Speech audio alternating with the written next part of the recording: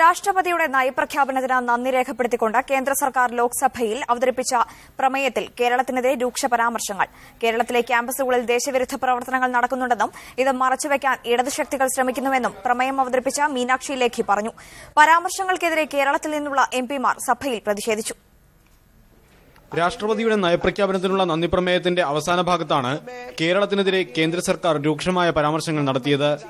കേരളത്തിലെ ക്യാമ്പസുകളിൽ ദേശവിരുദ്ധ പ്രവർത്തനങ്ങൾ നടക്കുന്നുണ്ടെന്നും ഇത് മറച്ചുവെക്കാൻ ഇടത് ശക്തികൾ ശ്രമിക്കുന്നുവെന്നും പ്രമേയം അവതരിപ്പിച്ച ബിജെപി എംപി മീനാക്ഷി ലേഖി പറഞ്ഞു.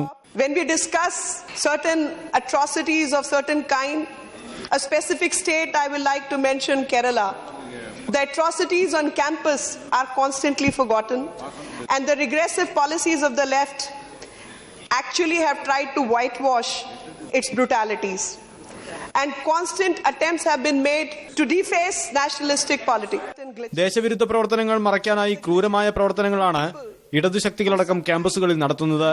ഇതിന്റെ ഭാഗമായി നിരവധി വിദ്യാർത്ഥികൾ കൊല്ലപ്പെട്ടിട്ടുണ്ട്. അടുത്തിടെ പെൺവാണിഭ കേസിൽ അറസ്റ്റിലായ രാഹുൽ പശുപാലനും ഭാര്യയും ദേശവിരുദ്ധ പ്രവർത്തനങ്ങളിൽ ഏർപ്പെട്ടിരുന്നവരാണ്.